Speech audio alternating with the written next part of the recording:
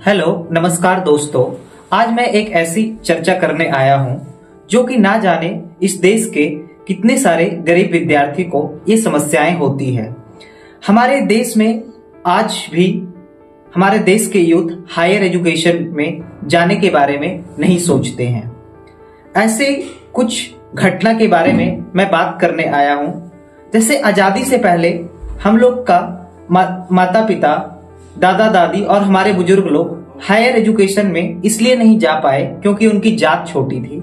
आज हम लोग इसलिए नहीं जा पा रहे क्योंकि हम लोग की औकात छोटी है और हम लोग की आर्थिक व्यवस्था उस टाइप की नहीं है। जैसे कि आज भी हमारे देश में, गांव में, मोहल्ला में आप सभी लोग देखते होंगे कि जो गरीब बच्चे आते हैं, जो गरीब बच्चे होते हैं, जो छोटे जाति से बच्चे आते हैं, लाइक एसटी, एससी, ओबीसी से, वो हायर एजुकेशन के बारे में सोचते तक भी नहीं है क्योंकि वो आर्थिक स्थिति हायर एजुकेशन तक सोचने में उनको मदद नहीं करती है। ऐसे ही कुछ कहानी है। एक अतुल कुमार जो कि दिहाड़ी मजदूर का बेटा थे, जिनका 2024 में आईआईटी में एडमिशन हुआ था। एडमिशन फीस टाइम डेट के अनुसार नहीं जमा करने के कारण उनका एडमिशन कैंसिल कर दिया गया था। ये बातें धीरे धीरे सोशल मीडिया पे वायरल होने लगी, धीरे धीरे फैलने लगी।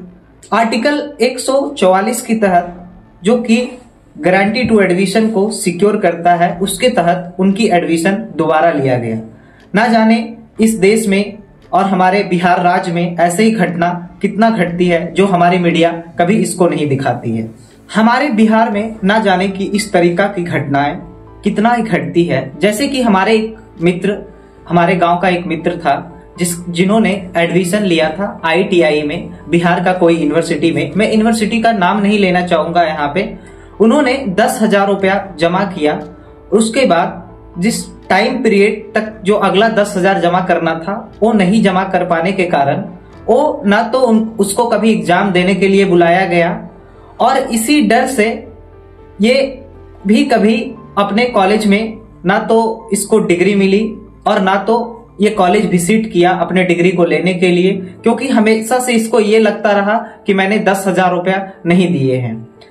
आज भी हमारे राज्य में, हमारे देश में बहुत सारे ऐसे गरीब बच्चे हैं जिनका एडमिशन रुक जाती है सिलेक्शन के बावजूद भी, क्योंकि वो टाइम पीरियड तक पैसा नहीं जमा कर पाते हैं।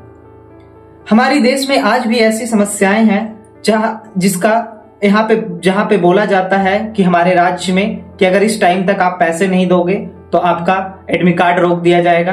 अगर इस टाइम तक अगर आप पैसे नहीं दोगे तो आपकी फॉर्म नहीं भराएगी। ना जाने हमारे देश में आज भी और हमारे बिहार में बहुत सारे ऐसा लोग हैं, इस कारण के चलते बहुत सारे ऐसे बच्चे होते हैं जो कि अब एजुकेशन लेना ही छोड़ देते हैं, और कुछ ऐसे बच्चे होते हैं जो कि उसका डिग्री लेने में टाइम बढ़ जाती है, और कुछ ऐसे बच्चे होते हैं जो परेशान होकर लास्ट में छोड़ देते हैं। हमारे देश के सरकार के द्वारा एक स्कीम चलाई गई जिसका नाम है आत्मनिर्भर भारत, जिसको लोग अमृत उत्सव के नाम से भी जानते हैं। इस दिन सारे भारतवासियों ने इस अमृत उत्सव को सेलिब्रेट किया था, और इस अमृत उत्सव के बारे में हम लोग जानने का कोशिश करते हैं कि हमारे एजुकेशन पे और हमारे लोअर जाति का, जैसे एसटी, एससी, ओबीसी का जो बच्चे हैं और जो गरीब बच्चे हैं, वो उस पे ये आत्म भारत हमारे बच्चे पे कैसे प्रभाव डालती है। हमारे जो भी गांव से छोटे छोटे बच्चे आते हैं, जब से आत्म भारत आई है, लगातार हमारे एजुकेशन का फीस, हायर एजुकेशन का फीस बढ़ती ही जा रही है। जैसे कि central university, IIT, Indian institute of technology, पिछले 8 सालों में 2016 में आईआईटी का अंडर ग्रेजुएट का फीस जहां 3 लाख रुपए थे, वहां आज बढ़ के 9 लाख रुपए हो चुके हैं। हमारे बहुत सारा सेंट्रल यूनिवर्सिटी के भी बहुत सारा फीस बढ़ी है। जैसे कि मैं पहले भी ये बात को मैं हमेशा बोलता हूं कि आज भी हमारे राज्य में, हमारे बिहार राज्य में बहुत सारे ऐसे बच्चे हैं जो कि आराम से CUET की परीक्षा पास करके अंडर ग्रेजुएट में सेंट्रल यूनिवर्सिटी में एडमिशन ले सकते हैं। आज भी हमारे दिल्ली यूनिवर्सिटी के अंदर हमारे कॉलेज का फीस जो है वो है 15,000 रुपए साल का, पर वहां के रहने का खर्च महीने का 15,000 रुपए है। आप लोग इसी से अंदाजा लगा सकते हैं कि हमारी आत्मनिर्भर भारत के होने के बावजूद भी हमारे देश में गरीब लोगों के लिए वहां रहने की व्यवस्था नहीं की जा रही है। आज भी अगर आप कोई भी सेंट्रल यूनिवर्सिटी आप चले जाइएगा तो वहां पे आपको ज्यादा से ज्यादा और अधिक मात्रा में एलिट क्लास का बच्चे ही दिखेंगे और द हायर कास्ट का बच्चे ही दिखेंगे। इस क्रिटिसिज्म से बचने के लिए हमारे सरकार ने एक स्कीम लाई है जिसका नाम है विद्या लक्ष्मी स्कीम, जो कि हमारे केंद्र सरकार द्वारा चलाई गई है।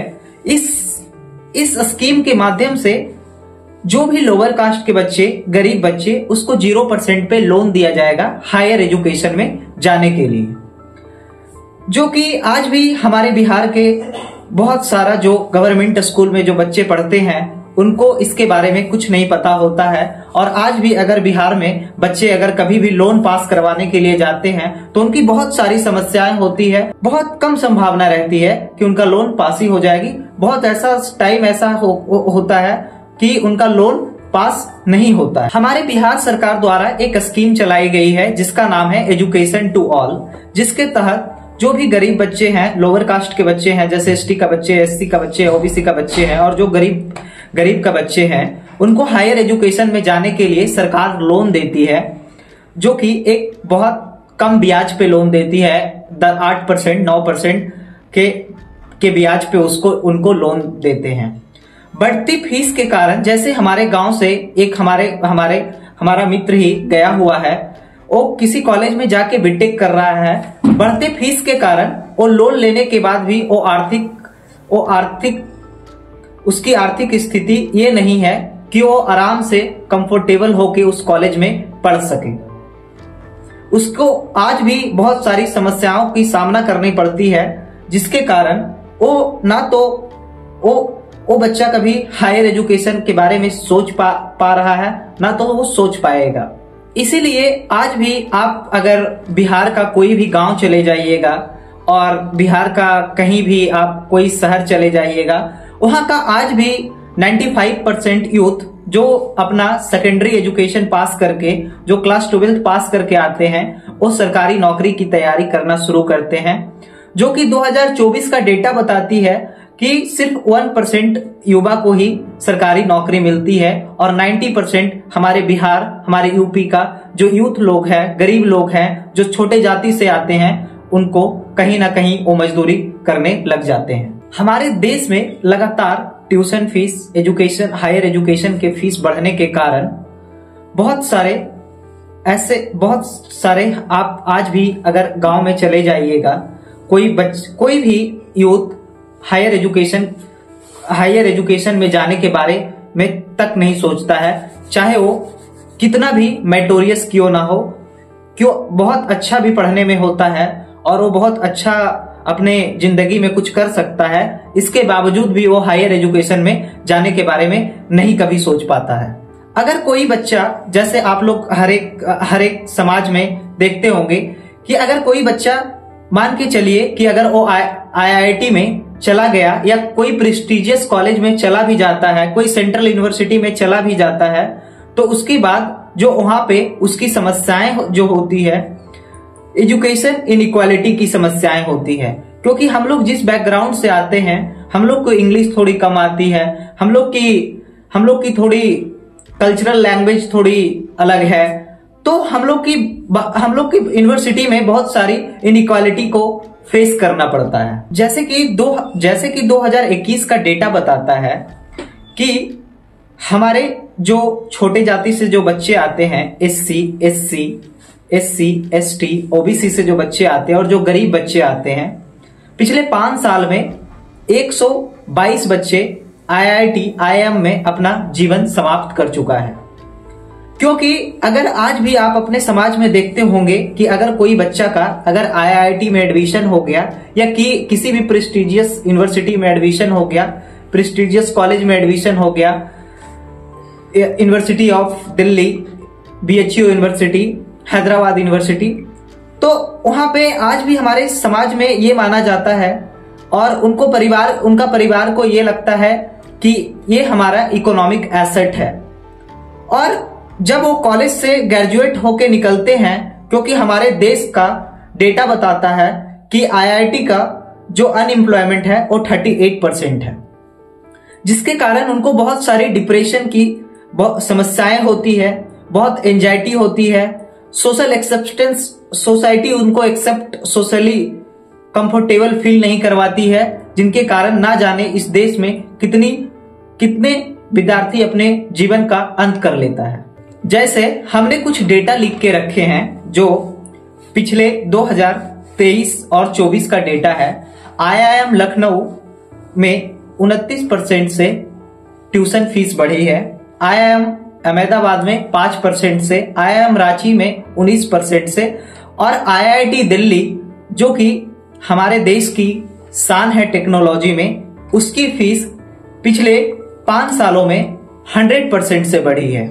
और अब आप ही बताइए कि हमारे देश के गरीब के बच्चे, एसटी का बच्चे, एससी का बच्चे, ओबीसी का बच्चे, कैसे ये पॉसिबल है कि वो 10 लाख का ट्यूशन फीस दे के वो अपना बीटेक का डिग्री प्राप्त कर सके आईआईटी दिल्ली से या आईआईटी कोई भी प्रेस्टिजियस कॉलेज से। हमारी देश का resources development minister, human resources development minister एक डेटा बताते हैं कि पिछले 5 सालों में 13,500 बच्चे कॉलेज छोड़ के आए हैं, जो कि एसटी जाति से आते हैं, ओबीसी जाति से आते हैं और हमारे एससी जाति से आते हैं।